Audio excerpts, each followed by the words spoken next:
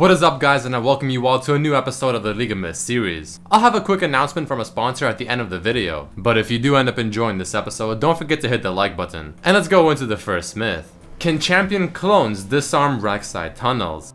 So we're gonna start this myth off by testing LeBlanc and her clone, and as the Rek'Sai pops my passive, I end up throwing the clone on top of the Rek'Sai tunnel, and you can see that the clone is actually able to destroy it. A neat thing to do to further trick your opponents that are unaware of this. Following this, we have Wukong and his W clone, and you can see the exact same thing happens as I flash out of range, and the clone by itself is able to destroy the tunnel. And last but not least, Shaco and his ultimate also, just like I'm sure you can guess, is able to destroy the tunnels. Myth number 2 that was inspired from a video on Reddit: what is the interaction with Ryze's new E ability in Mirror Mana?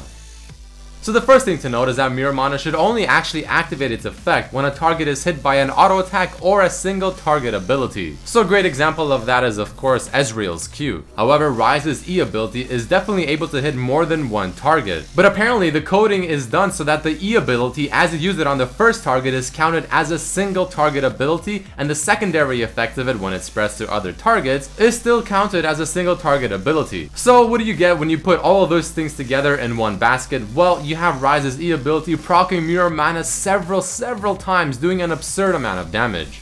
The next myth is asking what is the interaction between J4 Ultimate and Bard's Journey. As per usual with Bard myths, there have been various results. First, we test up the knocking up portion of Jarvan, and you see that right there, even though he hit the Bard, it still didn't knock him up and out of the journey. But after trying again and testing it several times, we realized that you have to get the knock up exactly in the middle of where the person is traveling.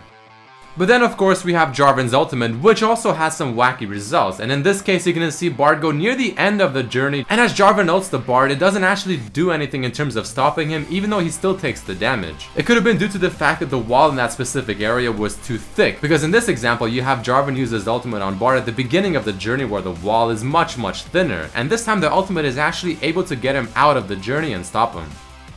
The fourth myth is asking, can you use Omwrecker on Azir's passive tower creation? So first, for the people that have no idea what this item is. This item has an active effect where nearby towers are actually unable to attack for a few seconds. Now the question is, will this also apply to Azir's own created tower? And as Teemo uses the Omwrecker, you can see that it actually does apply to Azir's tower and it prevented it from attacking. Could be a nice little tactic to use against Azir's passive. And the final myth of this episode, can a Katarina use Thresh Lantern to proc Ludens Echo?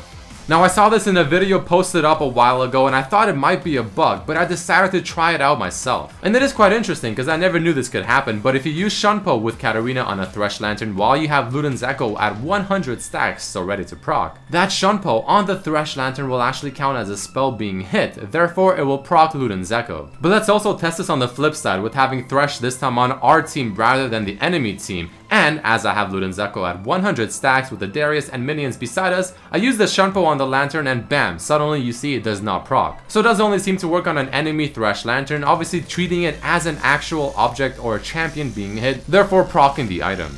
So before I end off this video, I want to tell you guys about something pretty cool. Kinguin is actually doing a pretty cool thing on their website where for only €4 you'll get a random Steam CD key. Now this could be a very expensive game, for instance Grand Theft Auto 5 for only €4, or of course the vice versa in a very cheap game. I'll put a link to it in the description below, highly recommend checking it out, it's a lot of fun and pretty cool. But I thank you all for watching, don't forget to submit your own myths as well, and I'll see you all for the next episode and video. Peace.